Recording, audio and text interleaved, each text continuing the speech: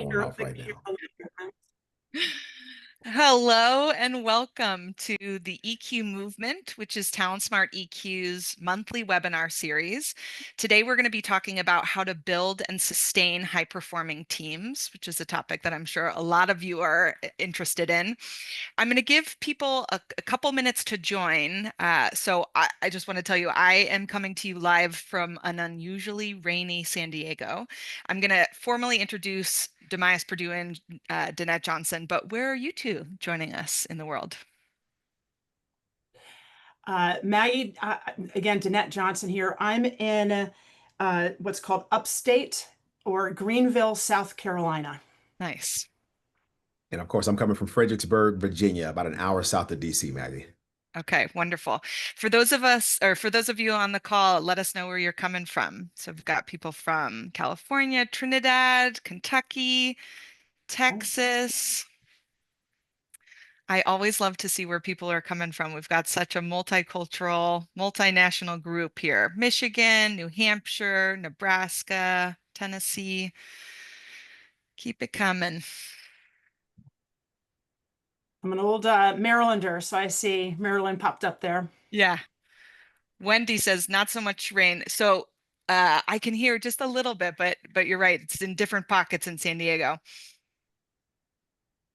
All right. Well, welcome everybody. Okay, so what we've learned at TalentSmart EQ is that the most effective teams are not necessarily the ones with the most experience, but rather they're the ones with the best emotional intelligence to navigate change, friction, and fast-paced collaboration. And I think we can all agree that in this time where hybrid work, cross-functional teaming, constant disruption is sort of the norm, EQ isn't an optional thing anymore. It's really foundational. And it's the force that drives trust, fuels innovation, and keeps teams aligned under pressure. So before we begin, I just want to set everyone up for success so that you can engage with us with your questions and your comments. If you're familiar with Zoom, then you're ahead of the game, but you'll see at the bottom of your screen a chat function. Please feel free to add questions or comments along the way, and we're going to do our best to respond as we go. I'll try to leave a little bit of time at the end for questions. And then at the end of our discussion, our producer Stacy is going to be sharing a couple of takeaways, so please stick around for those. So welcome to everyone who's joining us. I am Maggie Sass, the Executive Vice President of Content, Research, and Professional Services here at TalentSmart EQ. As I mentioned, based in San Diego, where we're headquartered, and I'll be your host today. Joining me are the wonderful Danette Johnson and Dimyas Perdue. So Danette is a talent leader and practitioner with experience in employee culture and engagement initiatives. She's the owner of the People Culture Boutique, a scrappy HR consultancy focused on delivering customized team and leadership effectiveness, facilitation, and coaching. She spent the bulk of her career at Turner Broadcasting, 15 years in PR and newsroom support roles before landing in talent management, where she helped oversee global leadership and development, coaching, and inclusion initiatives. And then, of course, Dimyas Perdue is TalentSmart EQ's Director of Military Solutions. He's an author, speaker, coach, and emotional intelligence expert who served 22 years in the United States Marine Corps. And after a decorated career of leadership and service, he joined TalentSmart EQ to help leaders and organizations elevate performance through building resilience, team effectiveness, and emotional intelligence. He's trained and consulted with countless organizations, equipping teams to improve communication, strengthen culture, and drive results. So welcome to you both. Awesome. Glad to be Okay. here. Yeah. Okay. So before we jump in, I want to start with a poll to really understand how our listeners are experiencing teaming in their organizations. So I want you to think about how you would rate the overall effectiveness of the team that you currently work with. If you were on many teams, I would say choose the team you would consider your primary. And this is anonymous, so be as honest as possible. So your team is effective and high performing, generally effective compared to others, effective at times but inconsistent, struggles with effectiveness, are highly ineffective and needs help. All right, we got a horse race going on here. Get your votes in. All right.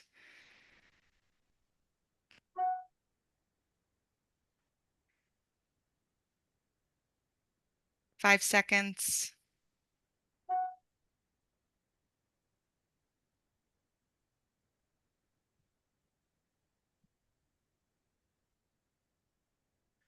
All right, Stacy, let's go ahead and close the poll. So it looks like we've got almost a tie between my team is generally effective compared to others and is effective at times, but inconsistent. We've got a couple of folks voting in. This is the most effective team you've ever worked with, which is wonderful. And then some folks also in struggles with effectiveness or highly ineffective and needs help. And I would say, it does not matter where you sit today, you're all going to get something from today's session. High-performing teams know that effectiveness is not a static state, unfortunately, right? It changes as the team composition changes, as the market shifts, if there's changes in customer expectations. So today we're going to talk through competencies that can help you no matter what is happening for your team. But curious, Danette and Dimyas, your thoughts on these results from the poll. Yeah, my first thought when I saw it is it's what's expected, right?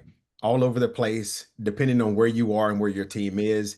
Yeah. And today, your team could be the one that doesn't have any issues and you're feeling great. And tomorrow, you can be that last little block that says, my team is chaotic. So I think this is really good to be able to see it. And no matter where they fall, this will be a great session for everybody today. And yeah, I totally agree, Dimyas. And as the non-talent smart kind of person in here, and so I'm not as steeped in EQ in particular as y'all, what comes to my mind is the high skewing on, hey, I'm okay in comparison to others. And Yeah. so it's that moment where I'm trying to get my dad to actually use a cane right now for balance, and he's 87 years old. But his response is, but I'm so much better than other people my age. And I said, but listen, the stability, I'm telling you, Dad, it will do you good. Stop comparison. What are you leaving on the table here? We can get you there faster. So it just kind of came to my mind when I saw that vote. Yeah, I love that. Okay, so let's start out by talking about what we mean when we say team EQ and how that affects high performing teams. So Danette, how about you kick us off and then Demais, please chime in. Yeah, for sure. And listen, this will go through the whole deck, folks. First off, thank you for having me here and letting me be a part of this fantastic conversation. And we're not going to sit here and read the slides. You all know how to do it, but how we feel, how we connect, moving from emotional awareness management to the relationship side, both internal and external on the aggregate there. The important thing for me as I think about this work and getting out there with people is we're moving from the me to the we, and that this concept of the importance of coalescing and the power of the collective. That once we harness sort of that me piece, how can we think more in the collective in any given time? And I wrote a little note to myself. It's about pulling the right lever at the right time. And so what I love about this sort of like this holistic framework is it allows you to pull that right lever, and one thing leads, ripples into the next here. So noticing those internal, emotions can really impact how you're bumping into other teams around you. Yeah. That's good. What stands out to me, Maggie, when we're traveling, when we're teaching this thing is what I love about this definition is it talks about noticing the emotions when they start to surface, for one. And then the second part about it is when you notice it starting to influence the work. Mhm. And that seems to be a miss sometimes for a lot. And so for others, what it really looks like for a high performing team is when they do notice when it's surfing, but more importantly, how do we work diligently towards maintaining excellence within the internal and external teams despite whatever emotions are surfacing? And those who do it best are the ones who have those high performance. Yeah, yeah, I love that. And for those of you who might not have seen this 2 by 2, I think it's helpful to think about this as it builds on to individual emotional intelligence, right? So there's sort of what you own as an individual, but team emotional intelligence is sort of unique and builds on top of that and is what is it that we are feeling as a team? What is it that we notice? And then what do we do because of that, both within our group, between each other, and in the relationships outside of our group? So I think that's really helpful as we move forward in this conversation. Um, Demise, how do we know that these behaviors are drivers of high performing teams? Yeah, well, the research speaks to that, Maggie. The behaviors, we know it drives it because, for example, research has shown that when teams have higher levels of EQ, they tend to be those organizations who hit their goals more consistently. They work better across functions, and for the most part, they even complete their tasks faster. When we think about team emotional intelligence, and for the people who are not used to us saying EQ and emotional intelligence, I want to make sure you know that we use that term interchangeably: emotional quotient, emotional intelligence. And so when we talk team EQ, this is the thing that helps balance out personalities. So instead of there being a clash that slows the group down, those differences within the team are the things that actually helps make the performance stronger. And though, with that team piece, it's just like with tough situations, higher EQ teams, they're able to build trust. The stress level is lower. And that's the thing that keeps everybody focused and effective whenever that pressure does hit. Yeah. Yeah. I think it's really interesting. If you look back at the poll, we've got 50% of our respondents said, this is the most effective team, or it's a generally effective team compared to others. But 50% of you said, there's some inconsistencies, or we struggle, or we're really having a hard time. I'm curious, Danette, when you think about dysfunction, what a dysfunctional team can look like. And I feel like that feels like an aggressive, maybe clinical word, but we all struggle with dysfunction from a teaming perspective. I'd love to know, what are some of the real world examples that you've seen? Yeah, this one was fun for me. I just kind of giggled inside just thinking about it, because when I was preparing, I thought, which one out of the dozens and dozens and dozens, do I flag? Look, on the aggregate again, both as I used to lead a team in a highly matrixed organization. I honor it. It's tough stuff. But what comes to mind most recently for me, and I was just with a group this week, is that, as more companies and more companies are kind of coming, the return to work kind of thing is this big wave in the post 2020 climate. And this notion of badging it in, like just badge in, I say, like you walk in, you badge in, you become a different person. Let's get back to work and focus on KPIs, those Mm, key performance indicators. And they should. Companies are here to make business, make money. We get that. But what I'm seeing cropped up in the most dysfunctional, or even lightly dysfunctional, is that human piece, that EQ piece of badging it in, becoming a robot, does not work. mhm, And in most of these conversations at the end of the day are sort of breeding distrust or lack of candor, or just sort of that self-awareness that then says, what do we do with the team dynamic now, where it's not answered in an Excel spreadsheet there. This is working off the Excel spreadsheet. Um, and so it just kind of reminds me of, like, when those larger behaviors at a senior level happen, it can take on sort of a persona for the team, unfortunately.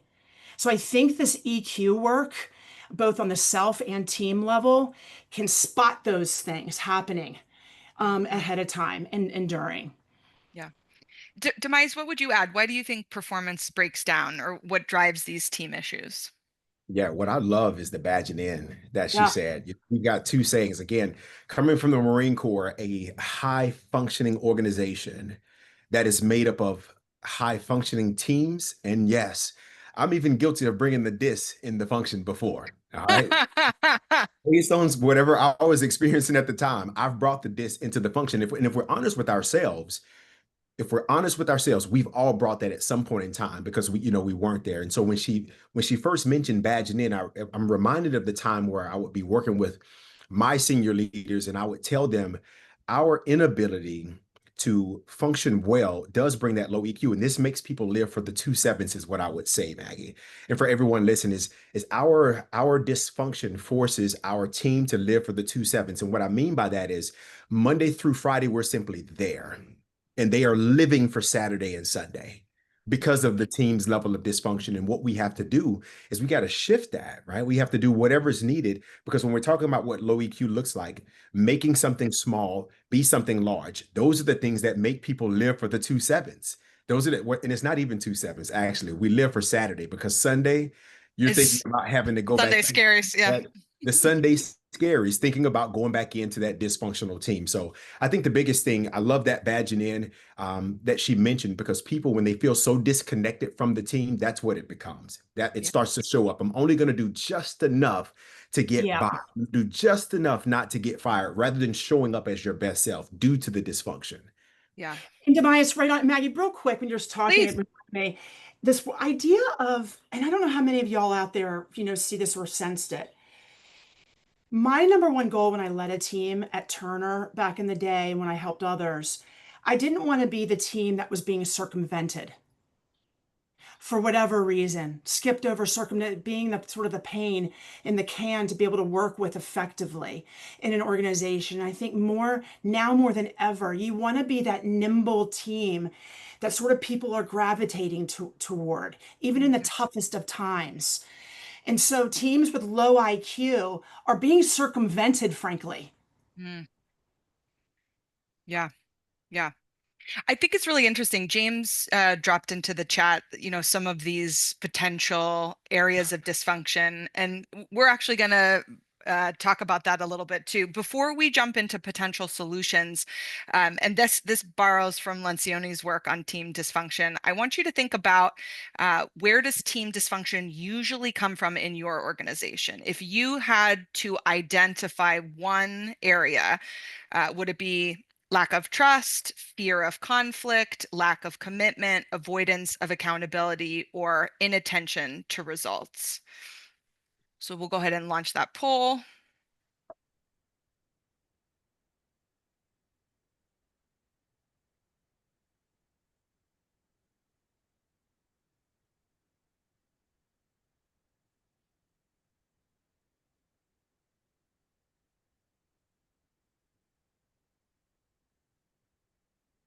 Interesting. Go ahead and get your vote in.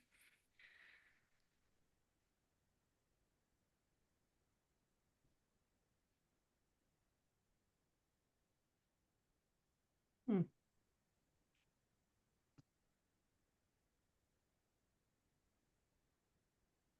Interesting.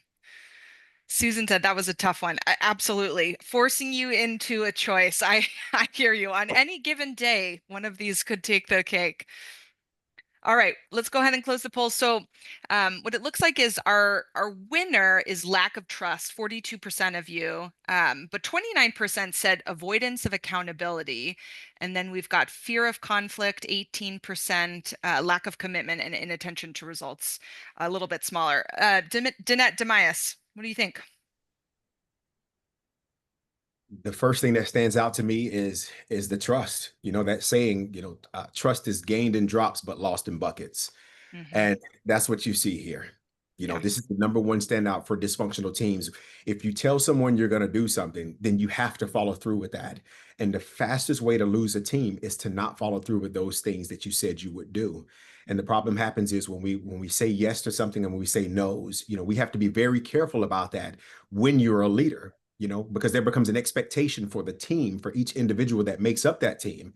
yeah. And so seeing lack of trust, 39 of the 92 saying that's a major standout. It's a real thing. It shows that that is an issue across the board. And this is not uncommon just within this poll, because every place that we go, this tends to be one of the main things that they speak about, which is the lack of trust. Yeah. Mhm. Danette, what about you? Listen, you just nailed it. It really did. The kind of, so if I move forward in the conflict and accountability, everything, it's like you're skipping a rock. Trust, you can kind of feel the story. It just kind of ripples into the next thing. One begets the other. But that Yeah, fear of conflict and that accountability go hand in hand for me. yeah. It's really interesting. A lot of the conversations that we have with learners from an individual EQ perspective is about sort of this false binary between being kind or taking care of people as a leader and holding them accountable, as though you can't do both at the same time. And I think it's really interesting that lack of trust is connected to the way that you show up as a person, the way that you show up as a human and interact with your team as a human, seeing their humanness and understanding, all the things that they are and that they bring to work. And it doesn't mean that you can't also hold them accountable. Both are absolutely critical, and trying to figure out where the balance between those two things, I think, is really important. Rose mentioned, consistency is key. And when we saw that in the first poll, one of those main categories was inconsistency, right? When your teams are inconsistently effective, that can have a real impact. So I want to talk about sort of how this tends to show up, and what the two of you have started to see in your work with this. You two are partnering on a large-scale EQ initiative to train thousands of leaders on how to build high-performing teams at a leading global telecommunications organization. Danette, I'd love for you to tell us a little bit more about that initiative. Yeah, no, thank you. And again, I've said this off the top. How fortunate am I to be able to be, part of my work with this organization was stumbling into you all as well, into thinking differently about the needs. I was doing some executive development consultative work with this organization, having a blast with it, very complex, tens and tens and tens of thousands of employees, and which meant the senior leaders in the room that I'm working with have really large footprints. Their portfolios are just they're daunting, frankly, to somebody like me at times. But when we look down into the individual, how critically important, again, I come back, the emphasis on KPIs, pretty rock solid. But most of the conversation in these cohorts would inevitably come back to EQ, Mm-hmm. a sense of self. What's within my sphere of influence? Just kind of tag them, tag them. And then it became glaringly apparent that we needed to lift up and really look at more of a team mindset. So individual cohort to this concept of we and teaming. And we got super lucky because I think the work that was coming out a couple years ago with you all, the team EQ front was kind of fresh as the morning dew. And we thought, my gosh, I wonder if this is an opportunity now to bridge what we're doing from a learning perspective and say, how now can we customize Yeah. a team EQ mindset into an organization at scale? Yeah. So the challenges are real, the return to work, a post 2020 climate. Now more complications with the world of inclusion and belonging playing a role. All these things coming together when I still feel super confident that this kind of framework Yeah. is still super relevant. Did I tee that up okay for you? Yeah, yeah, absolutely. I'm curious, a lot of questions that we get from people are being able to tie EQ directly to outcomes that matter to an organization, right? So can you help us understand the desired outcomes from the initiative?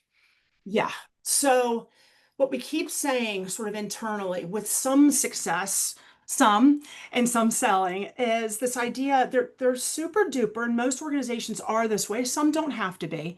But this one has sort of rested on its morals, on its laurels, I should say, and been mildly kind of stuck in its legacy history.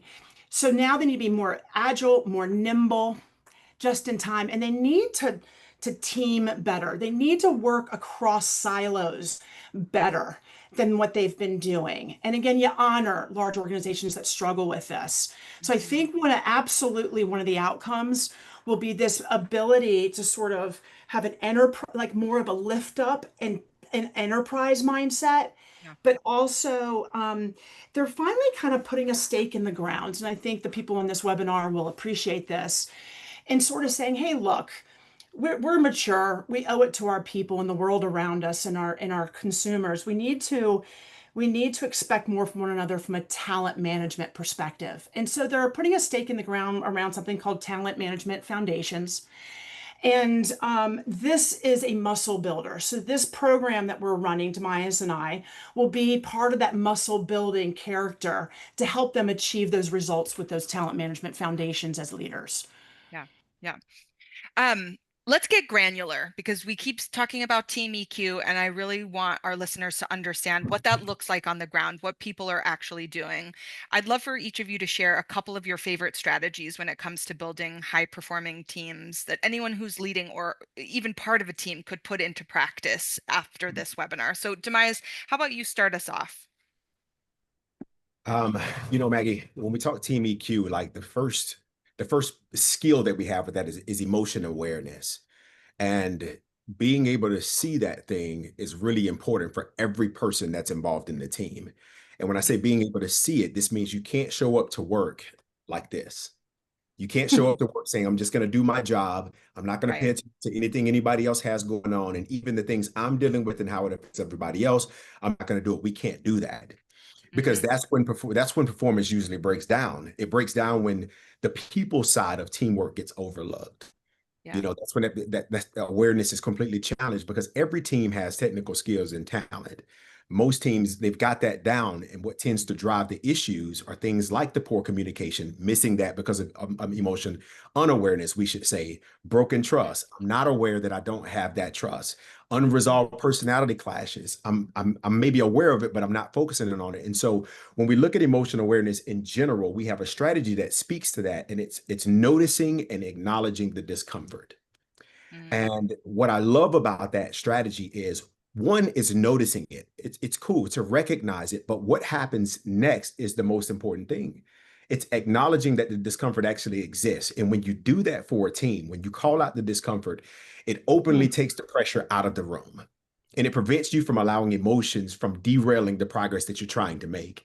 And then the second part of that is it encourages openness within everybody in the team to share what's really going on and what's below the surface for everyone, because we tend to make 100% of our decisions about people based on the 10% we can see with them.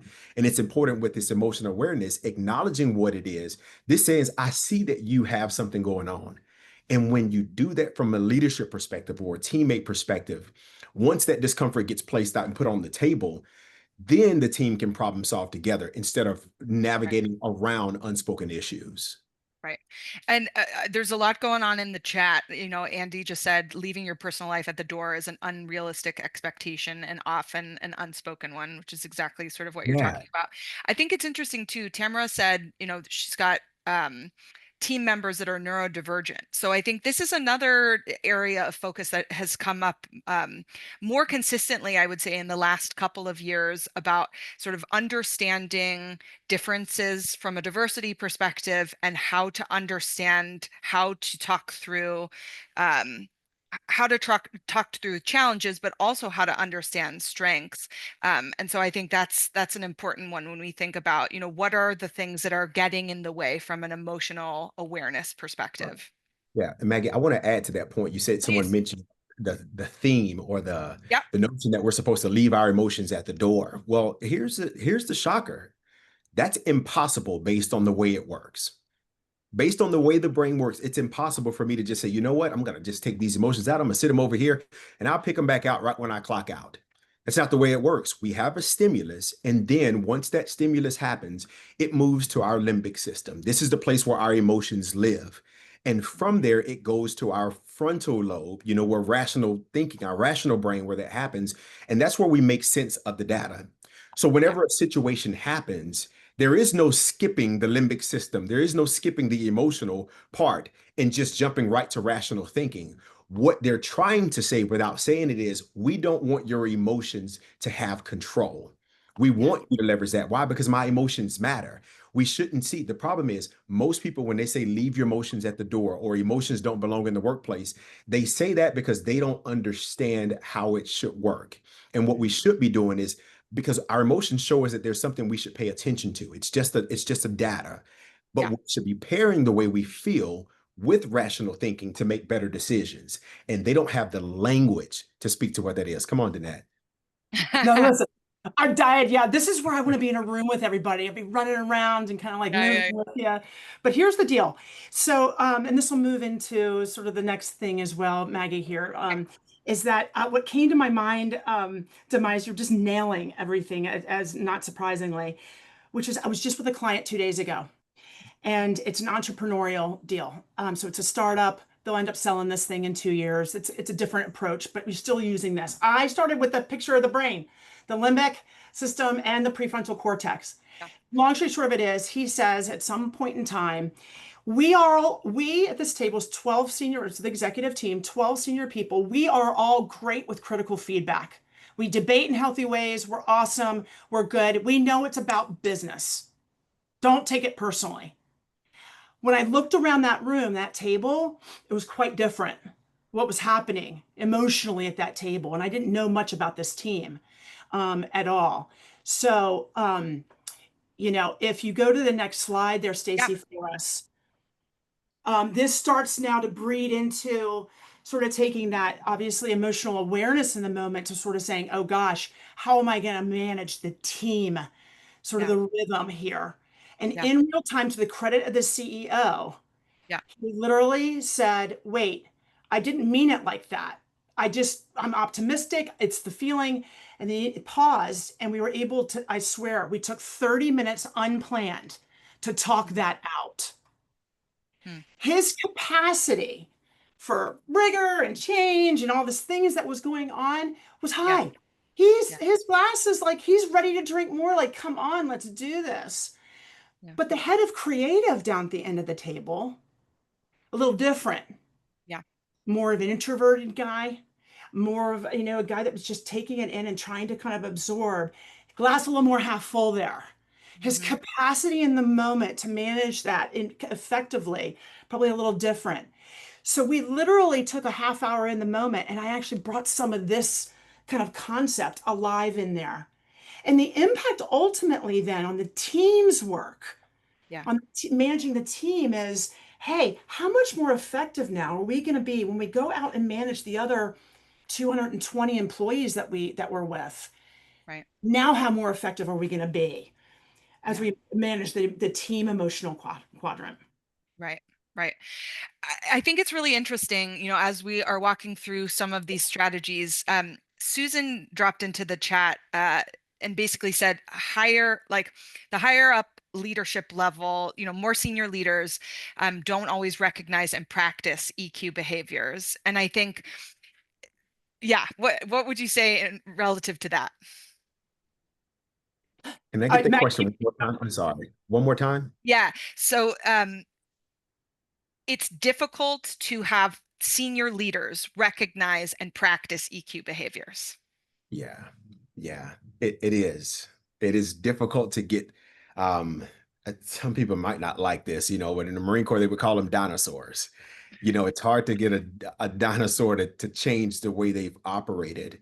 But I think one of the best things you can do when you have leaders that are not demonstrating that, I think the best thing you can do for whoever asks that question is you can set the example.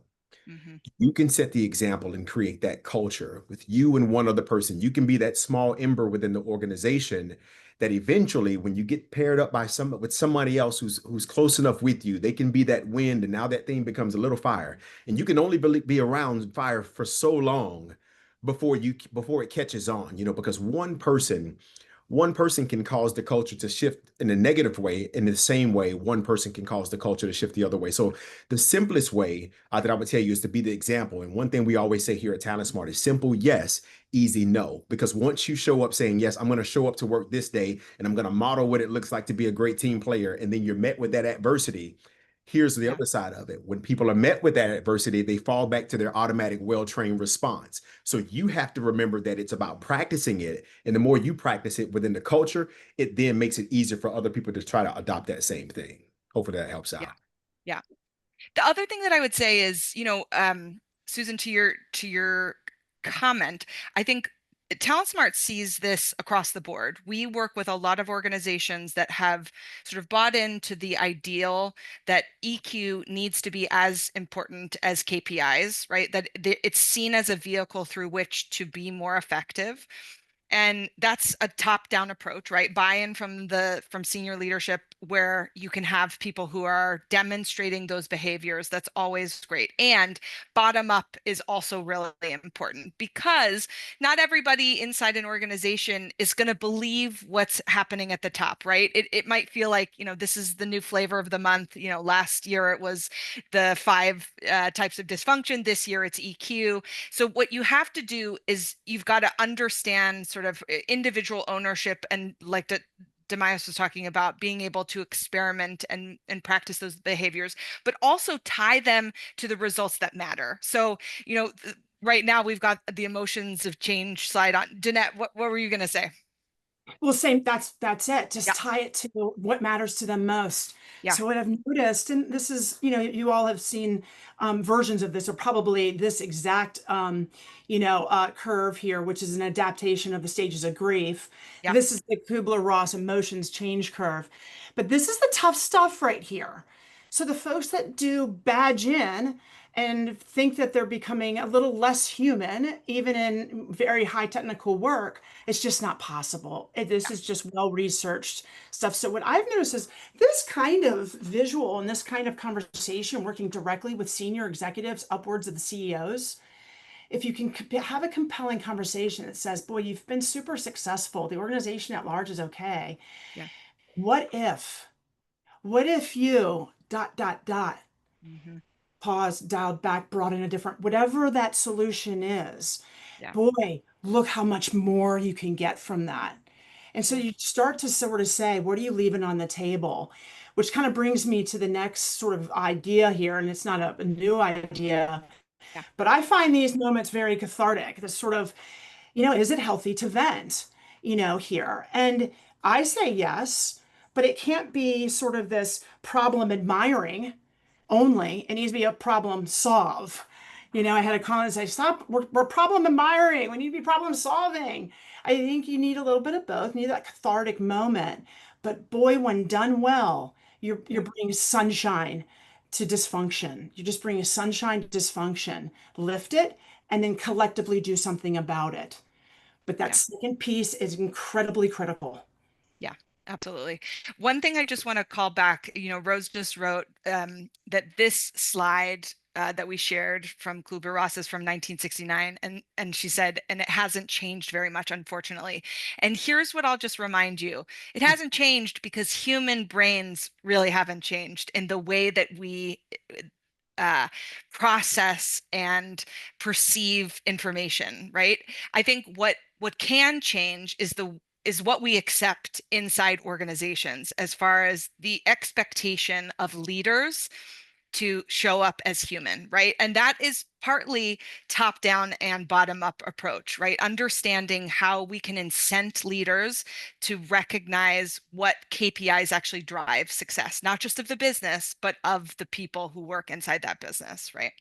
Um, I'm going to move us because we're running a little short on time. Dimyas, let's come back to you with internal relationships. What strategy do you like? Oh, goodness. I think this is perfect, especially looking at everything they have in Yeah, this. yeah, It's a good time to talk about those internal relationships because that's what people deal with most, internal and external. And we're going to go there, but my favorite strategy when we talk about this one is being open to feedback. I think this is so important when you talk about an internal team is how often are we having the conversation about performance, positive or constructive? How often does it happen? And if you look at the four forms that we have here just for you, whether it's behavior-based, future-focused feedback, impact, or timing, all of these matter. But it's about how do we become feedback warriors? And one thing that I would share is we call it minding the gap. Leaders tend to overestimate. It's the overestimation, underestimation. Leaders tend to overestimate how well they give feedback or how often they give feedback, and they underestimate the desire people actually have for that feedback. And that's a huge gap. And so you need to be more open to that. But then you have the challenges because feedback looks different when you're dealing with a defensive peer or supervisor. Feedback looks different and it's more challenging when friendship is involved. Feedback is more challenging when you have a toxic high performer that needs to get that feedback, or when this is my friend who I work with. I actually right. like you and I have to deliver this feedback. But the one that I love most about this when we're talking about feedback, and I think this is where we see most challenges, especially with these organizations that we've been working with, is with timing. Yeah, Timing has been one of the greatest things. People will just wait because of the defensive peer. Oh, because it's a friend, because emotions are involved in it, and the timing will be off. And there's one thing I always say when it comes to delivering this feedback with timing plus tact, doing it the right way, that's your success. And feedback without timing, now that's like surgery without anesthesia. It's not going uh, to work out well. It's going to be effective. So if I say anything, my favorite one for this for internal relationships is definitely being open to feedback. Yeah. And it's interesting, I've been in this field for a long time, and we are still always talking about feedback because feedback, again, is not static and it's hard every time.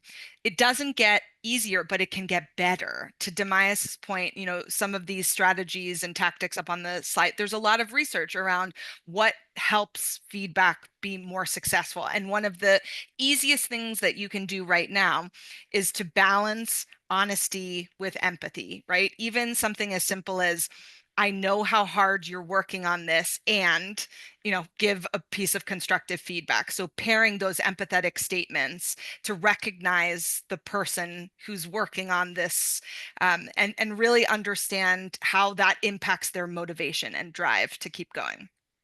Yeah. Danette, take us home. What's your favorite external relationship strategy? I've not only alluded to it, but it keeps coming back to this sort of concept. And when you work with senior leaders, um, how important it is truly to understand that it's just not about their silo. It truly, truly is the ripple effect. And your behaviors over here do impact, the functions over there. It's sort of this concept of isolationism, if we Yeah, were to globalize this, right? In highly complex organizations like the one Demias and I and you are partnering on, yeah, they don't have a choice to operate that way anymore. And so one of the things I hear, quote, and I wrote this down and prepping for this is, Jeanette, I get it. Like, I get it. And I think I'm pretty good shape on the team that I manage. I really am. And I'm honest about it. I've asked for feedback and so on. Where I get jammed up is going across with my peers, yeah, and you know what I mean, and everything. So some of the things that we've put in place are really easy, but they have large scale deals, which is, they invite their speakers, they start to cross pollinate team speaking, team meetings, easy little things of FYIs, get to know, um, and sort of start to integrate early on instead. And then it obviously, to this slide's point, you can start to circumvent what later becomes pointing of fingers. So in this particular organization, they made a lot of decisions sort of in a silo relatively quickly. And by the time of rollout, they hadn't solicited enough advice and enough input from key constituents. And so these are the things around managing external relationships from an EQ lens and otherwise, that can bring worlds of difference from a performance and efficiency standpoint, here. yeah, yeah. And I think it's really important too to think about your own responsibility on teams that feel dysfunctional. So 50% of say my team could be performing higher. And I think one thing to think about is, to what extent do you have a part to play or a responsibility? And I think thinking about this in particular, avoiding pointing fingers, right? And really understanding that when we are playing the blame game, we're taking our eyes off of our own behavior. And a lot of times, our reactions to things or our responses to somebody, even if they're not demonstrating EQ, adds to the problem. So understanding, what role you play, and not allowing anybody to bulldoze you, but holding, good boundaries and taking accountability when it makes sense. Um, I think I saw a hand raise. If you've got questions, feel free to drop those into the chat. Demias, Danette, thank you so much. Any final comments or anything you'd like to add before we wrap this up? Yeah, my biggest thing is in the same way we talk about individual EQ and building higher levels of personal emotional intelligence, we always say give yourself some grace, and because it does Mhm. take practice. And Yeah, that same thing needs to happen when you're talking about teams because, the statement earlier about, the stat was from 1969. Again, yeah, human behavior has not changed much. We're dealing with humans. And so mhm, because of that, change is hard. Change is hard, but you can do it once you actually put it into practice. So in the same way you give yourself grace, give the team grace, and just it's about micro steps, micro adjustments daily, and that's what it's going to take to build yeah. a high performing team. Love that. All right. Thank you so much, both of you, for joining me today, sharing your perspectives and insights. To all of you listeners on the phone, we're sharing contact information and information about our core program, Mastering EQ for Teams, in the chat. What we shared today, what Danette and Dimyas are working on, is a custom program. So if you're interested in learning more about custom learning solutions, please reach out with any questions. We'd love to hear from you. We're also dropping an additional article so you can read more about high-performing teams. We will be back on October 23rd with our next webinar. We're going to be talking about EQ and leadership, and we'll have some preliminary insights into research that Ross Blankenship and I have been working on. And we'll also talk with some leaders to ask them how they're using EQ to be the most effective leader. I think we've also dropped our LinkedIn profiles into the chat. We'd love to connect with you more there. Until then, thank you so much for joining the EQ movement. It was great to see you. See you next time. Thanks, everybody.